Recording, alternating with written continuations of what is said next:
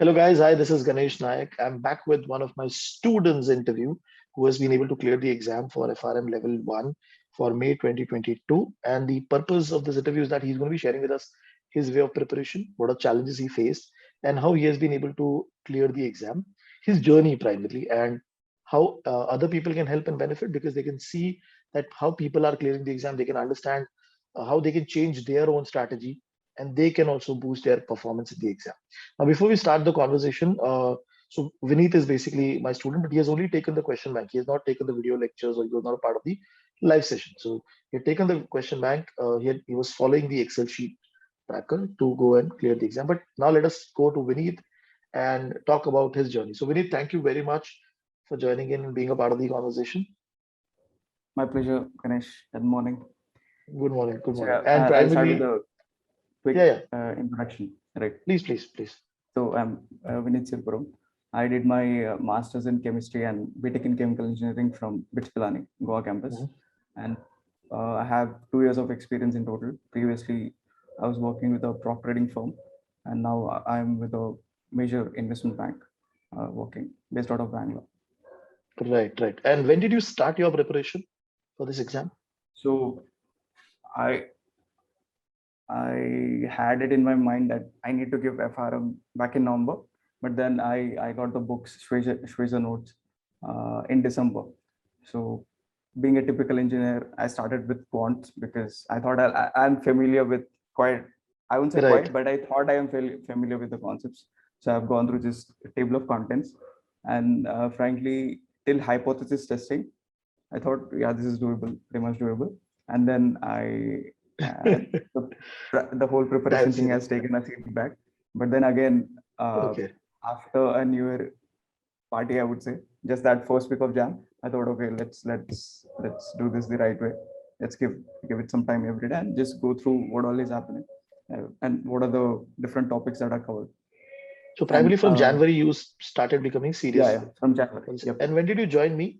Which month? I think it was in February first week or second week.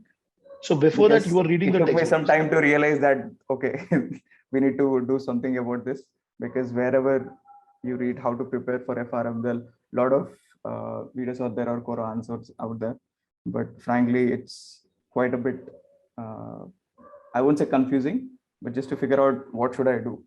Lot of information. Lot of information. Yeah, in fact, that's one of the disadvantage, I would say, for any exam.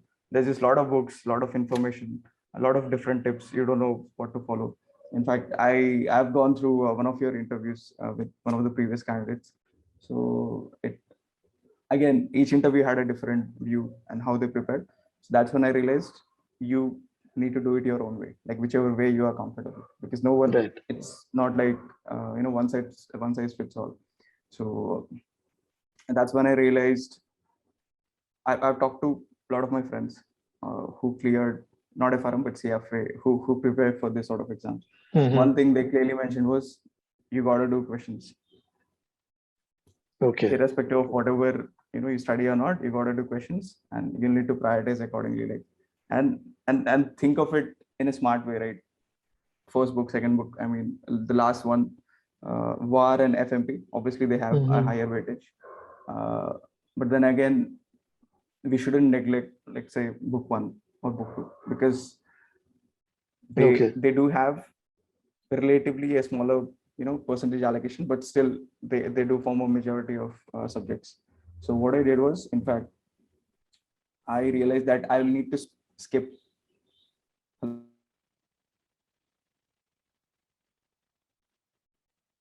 I think so, Vineeth, we missed. There's some internet connection issue. Yeah, I think so. We missed that part, last part. Yeah. I think I'm having bad network. So yeah, I had to plan it strategically, and there were a couple of concepts across the board, across book 1, book 2, book 3, book 4, which I thought I'll only read once I finish the whole part, because just those, I would say, 6 chapters overall were giving me that stress, exam stressing. Right, it's not going to happen, and the questions are way too tough. Obviously, the questions in those modules or LODs might be tough, but that doesn't make any sense. What about the rest? So that was the approach that I went with. So And in the before you first month joined of me, Jan, what you were only reading the Soja? I mean, yeah, I was only reading. And you're following any order or you're just reading, say, book by book? So again, I thought I'll finish quant first. I think I did it till time series, stationary time series. I left the Monte Carlo simulation bit, and then FMP. I've started FMP, and a lot of concepts were familiar, the derivatives bit, blah blah blah. But then when it came to fixed income and interest rates, there I put a stop, and then I started reading VAR as well, just to get that overall picture. What all topics are tough, what are medium, what are very easy and can be kept, which I need to definitely focus on and give the You're exam. right.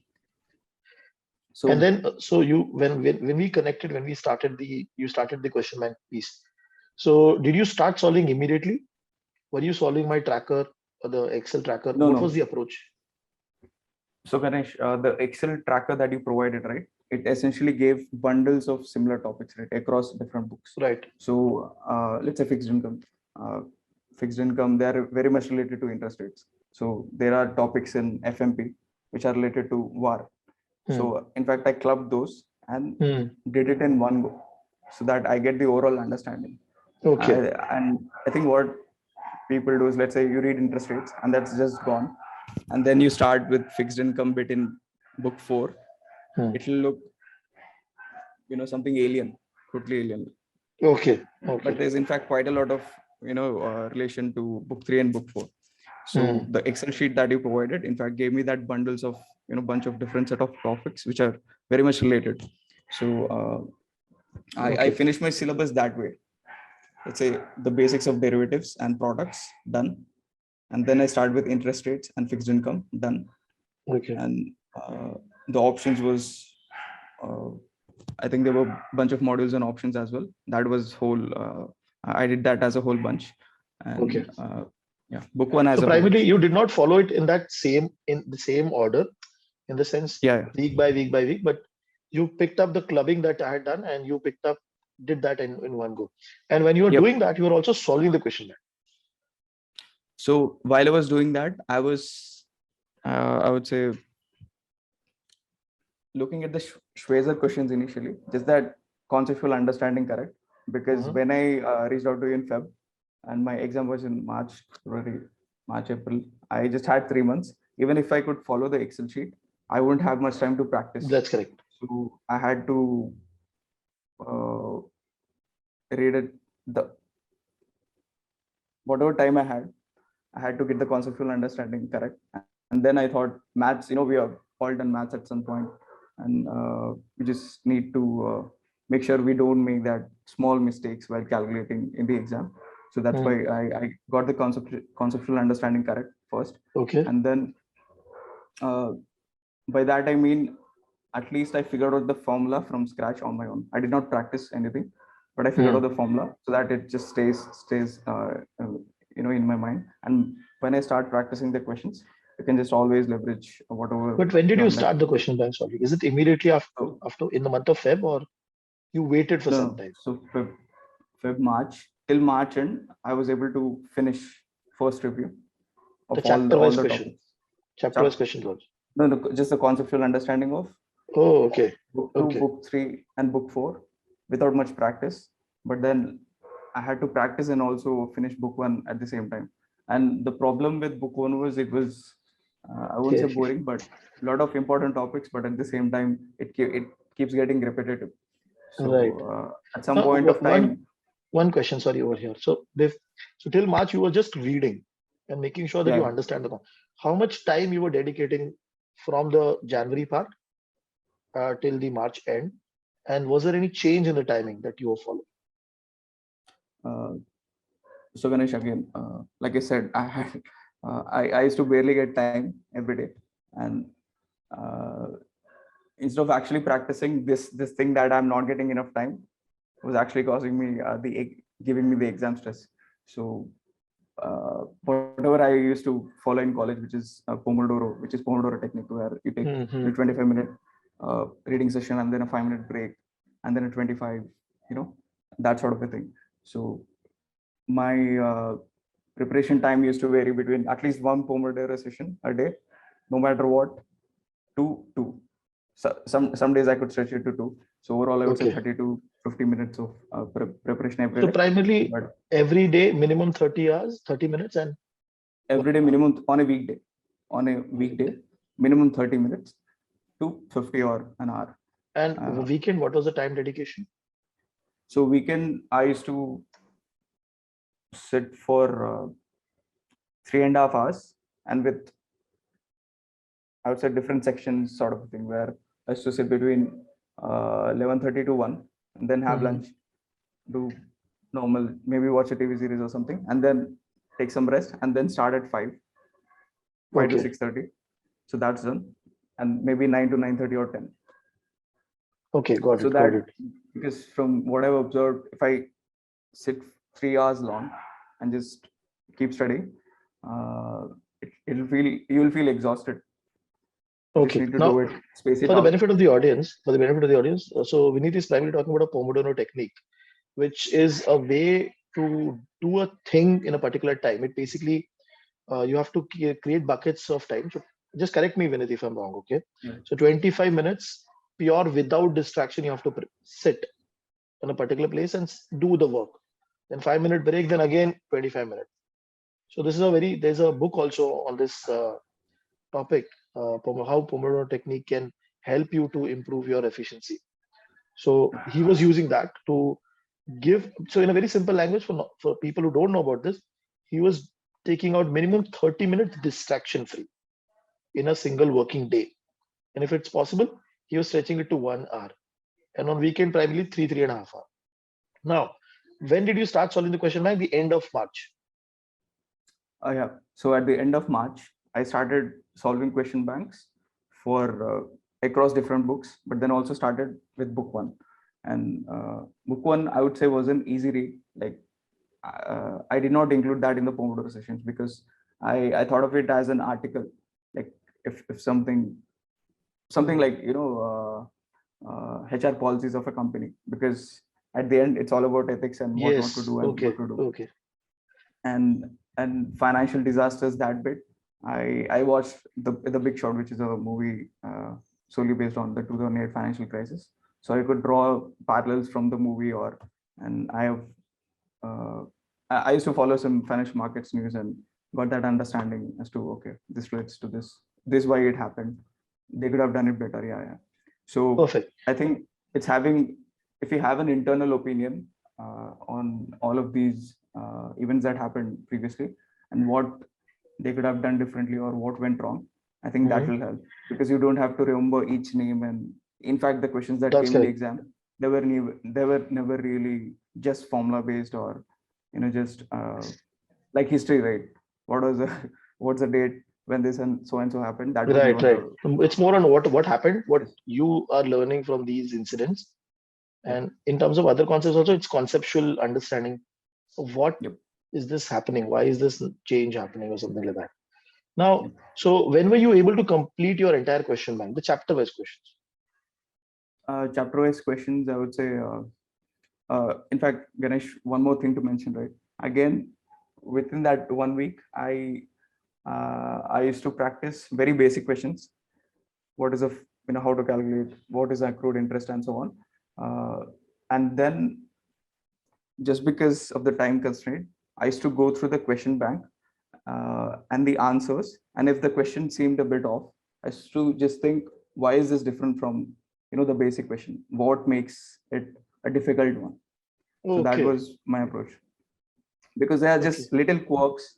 It could say, give us a forward rate on an annual basis. Sometimes the time frame given in the question might be for 6 months, but they've asked for annualized, continuous compounding rate. So those sort of things. So I used to make sure I make a note of the quirks. Any advanced question, it becomes an advanced question just because of the added layer to a basic question, right? So so interesting. So basically, you started identifying in the entire question set. You're just going through the question by question. You're saying, okay, this is easy. This is basic question. You can do it. So you're not doubting your ability whether you'll be able to solve. Yep. right? Exactly. And just moving ahead and looking at a particular question, if it was I mean, slightly tough, I did solve the basic ones. you I did solved solve it. the Okay. basic ones. Okay. So I Okay. was sure I won't make any mistake in calculating, let's say, accrued interest for any bond, and very basic. So I won't make any Okay. mistakes, hopefully, unless it's a typo on my calculator. I was confident till that bit. And the more and more, I think for some of the important modules, you had part one and part two, where the part two was tougher, Mm-hmm. especially on the fixed income side. And I faced, I would say, I felt a bit difficult on the fixed income side. So fixed income part one, I used to, do all the basic questions. If a question is very similar, I did not do the second one, because the whole point is I did not have much time. Right. So that bit was sorted. And then when I started doing, the advanced level questions where there was an added layer, that Mm-hmm. was starting from last month of April till, exam date. I was So just looking through. primarily you're asking the in many chapters I put two set question set. Yep. So the And these first were one is a bit tough, I would say, like uh, relatively more conceptual, because what I've observed is the bundles that are there in FRM, they're all related. But when it comes to, let's say, four modules are related in an order, the fourth module would essentially encompass all the concepts in the last three modules, right? right. So, and you have included part two for that fourth module, and it would Right. actually cover the rest three also. Right. Right. And Right. the added layer is usually a basic question of, the rest three models. It's just that you should get that click. Okay, this is related. All these are related. Calculate this, calculate that, and get the answer. Got it. Got it. Now, when you so you were able to solve the mock papers also properly before the exam. Uh, no, Ganesh. And so one Okay. more thing again. So we used to have a lot of exams back. I was in college, 3 hour long. In fact, I never gave a 4 hour long. Back when I gave my JE, even JE is 3 hour long, I guess. Mm-hmm. So for that gave me again exam stress. 4 hour long, how I'm gonna do it. But then again, the whole point is if you can stay focused for 4 hours, and I'm sure a lot of working professionals do at their jobs Mm-hmm. whenever they're working. So have that confidence that you can stay focused, and you'll be in that moment when you're giving exam. And you need to have conceptual understanding, at the same time have that uh, should have practiced basic level questions across the board, across different chapters, and Okay. realize that any tough question is tough for everyone. And from what I have seen, a tough question is just an added layer of a basic question from a different module. So Okay. that Perfect. was the approach. and So and I when you were about to go for the exam, so what was the status? I mean, were you nervous? yeah. Why? The reason I'm explicitly asking this because you had very limited time, like half an hour, 1 hour single day because of the work schedule that you were doing. And again, Yeah. Saturday, Sunday was 3.5 hours. So with that amount of preparation, without solving the mock paper, what was that your mind status of mind of when you were going for the exam? So Ganesh, in fact, the last 15 days I had to meditate every day to keep things in place, because I had to work. And because most of the time my only concern was I didn't have much time. I don't know if I'll pass or not. And in fact, one thing I want to mention is, so initially I registered for the exam back in December. I thought top quartiles in submit. I should get 1 1 1 1. But while I was preparing, that I won't say confidence level, but you get to the practicality of preparing an exam while you're working. There was a point where I thought, let's just pass. We'll see in FRM Level 2. We'll get that all quartiles and all sorted. But for now, Right. just give it a try and try to pass. And also, you get that inner feeling, when you're prepared enough, and you look at the FRM pass level stats, which is around 43, oscillates around 43 to 48. Uh, so I got that confidence that I should be in the other half at least. Right. So that was So there. you started with say like I'll get first quartile in every book and then said, okay, no, time is I'm not getting the time. And you also thought of differing, right? So you also thought about differing Yeah. In in fact, my between. colleagues are, because I did not have my financial calculator until April. Like, but when I Wow. started doing. So a lot of practice that I did was manual on paper, and I borrowed the financial calculator from a colleague of mine, and I had experience with scientific calculator, which is very different again. So I had a lot of assumptions that the syllabus will be similar, the maths concepts will be similar to what I know, the calculator will be similar, but it was totally different. I spent a day just on calculator. Okay, this. You definitely need a good amount of confidence to go in the exam in such a case, because there was no calculator practice. Because not people do put a lot of time for calculator. They're putting 2.5 hours every single day, and it is very natural to get an idea that I'll differ. But you stick to it. You stick to it. Yeah. Okay, I'll give the exam. So because I don't want this to continue for the next. So I was actually planning my post exam. What I'm gonna do? I'll take a vacation. It's gonna be good, irrespective of the result. I'm gonna have a good time. So let's just give, these 15 days, 20 days. Let's just focus and give it. And in fact, it's been a while since I focused on an exam and actually gave it properly, because as I mentioned, I was interested in finance, and the studies that I've done in my engineering definitely are not related to the work that I'm doing. So I thought this will be my first, finance degree or official exam towards a finance certification. Okay.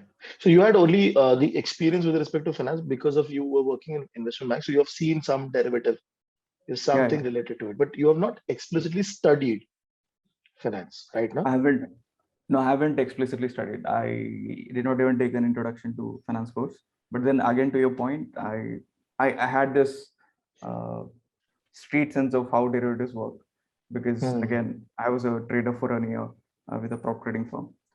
But to your point, I think FRM syllabus is quite practical. In fact, which is why I preferred giving FRM instead of CFA concept, because it will give you more quantitative sense of how markets work and how these asset classes or instruments work. That's correct. And also, so when you went for the exam now, what happened in that exam? Yeah. So I took 3 days of leave just before the exam. 2 days, in fact. My exam was on Wednesday, Saturday, Sunday, Monday, Tuesday, and Wednesday was my exam. While I was applying for leave, I thought it will be 3 days, but then Wednesday was my exam. I should have just taken a day more. So last 4 days, those 4 days, I was just full on reading. Have lunch, read, have chai, read, 3 to 4 coffees a day, read, just read. And also I used to go through the question bank, basic level again. What are the tough ones, and why is it tough? Okay. That's sort of the thing. But when you went for the exam center, that 4 hours, what happened in that? What are the theory question level, difficulty level of the exam?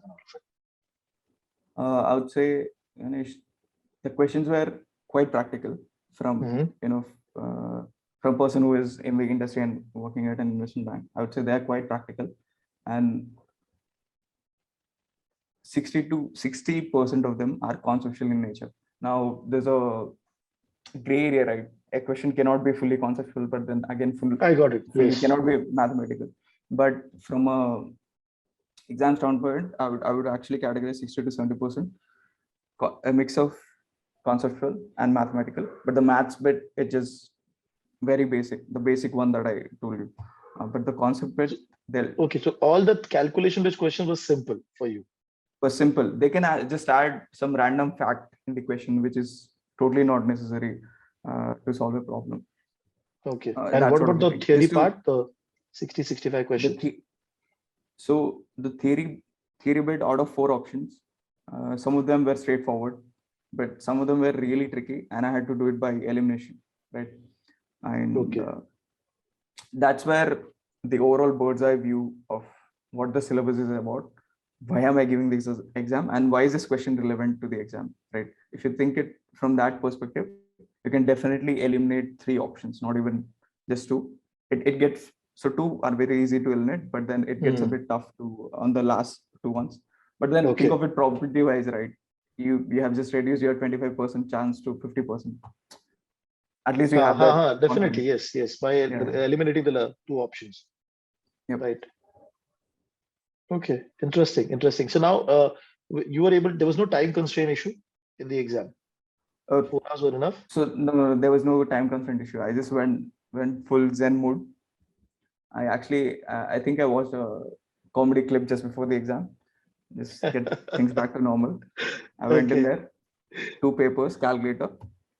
okay. The AC was a bit cold, but yeah, and also it matters. Like make sure that you take a jacket with you just in case if it's cold out there. And being in Bangalore, Mhm. you never know. Yeah, okay. Your location was in Bangalore. Okay. And when you came out Yep. the exam, what happened? I mean, what was the number that was in your mind? I will get this much right. So actually, while I was giving my exam, I was looking for book one questions because I just felt like, are there really 20 questions in this one? I didn't know where they were. It was just I was in a flow, and I was a bit afraid on the book one, in fact, because from what I've heard, a lot of people find not fail but get a lower quartile in book one because they do Hmm. it in the later part of preparation. So I was done with the exam. I was not looking at the time. Just go with the flow. Hmm. If I find something tough, skip it because we have 100 others. Out of 100 That's questions, you correct. can always do right. So uh, from 1 to 100, I went through all the questions, solved whatever I can within a minute or two, whenever I can, and I marked just the questions which I felt were tough just by the Hmm. look of it, and at the same time made a note of should I solve it or not. Just categorize. I can definitely do this. This is 5 minutes. If I put in Okay. maybe more time, I will do this. This still not happening. Let's not do this. Okay. And that way I could actually finish my exam in 3 hours 20 minutes with just 4 questions left. And these were all I would say binomial tree option pricing calculation and a couple of mortgage mortgage related questions and all. Okay. So I re-reviewed all my answers. I skipped those 4. It's not worth the 4 questions. And when I came out the exam, I just knew I'll be in that the other half 43%. past. Yeah, 43%. I'll So pass for sure. your selection of the question, I think, so made a very big difference in terms of the Yeah. pressure not building on you during the exam Yep. time. Okay. And now, what are the quartiles that you have Now the quad is it's actually 1 1 1 1 in all modules. That's what Yes, and surprised me.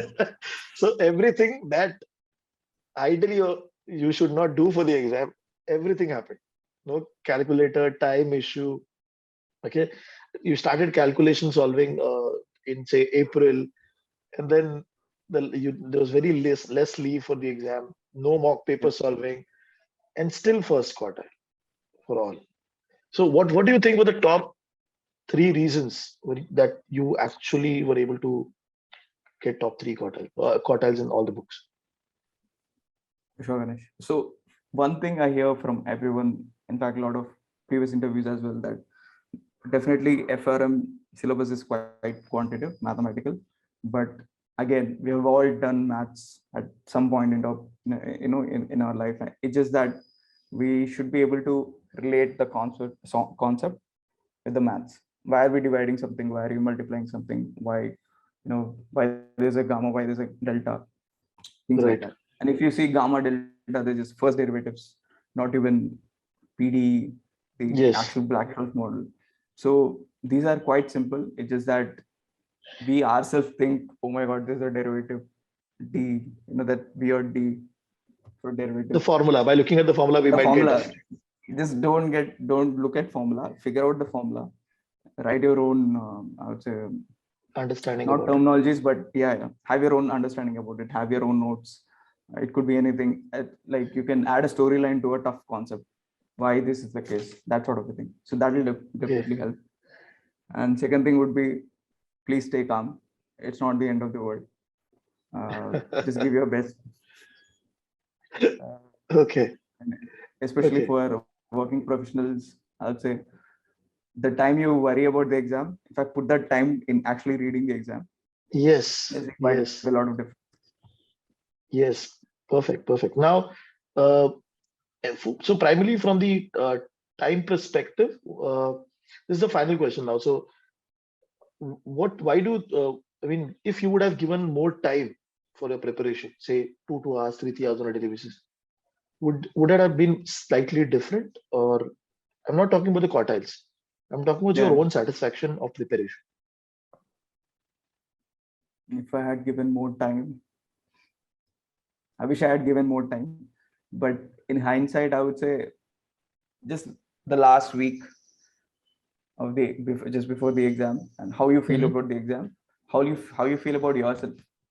Like, will you attribute, let's say, if I pass FRM, level 1, I'm this person or I'm that person. It's just that how you approach the exam makes all the difference, irrespective of the time you put in. Pass it, you fail it, doesn't matter. But I mean, Ganesh, I would say just the approach towards the exam. Why are you Okay. giving And the exam? you're also you're also doing meditation before 1 week before the exam. Yeah, yeah, You mentioned that primarily because you had to study a lot of things, and you thought, yeah, now I yeah. have to keep myself calm. At some point, you might get formulas in your dream. That's totally normal. So Okay. that sort of a thing. Just try to stay calm, irrespective. Do what you like. It's not like you just need to study for 8 hours long. Just watch a TV series, maybe. Just have that free time. Catch up with friends. Yes, breaks are Once in a while. important. Definitely, Breaks are breaks are important. Yeah. important. Wonderful, Vineeth. I mean, this interview has been very, very interesting, and people are going to be looking at this interview now. They will definitely have a lot of questions. How, why? Because the timing, the calculator, the leaves, mock papers, and you're still able to get the first quartile. So primarily conceptual clarity. If you know why a particular concept, like you said, you're asking yourself why a particular question is asked, and how is it Yeah. connected to a particular concept. That helps you to make things better in terms of exam, and also the question selection, the way you approach the exam. That also made a very big difference in your result. Okay, and so I think so. This interview is going to be very motivating for a lot of people, working professionals, that how to prepare in a limited time. How you actually were able to Yeah. prepare in a limited time with less resources also. So thank you very much for taking out time and giving this entire description of your journey. And this is definitely going to be very helpful for all the students. So thank you very much. Thanks, Ganesh. Have a good day.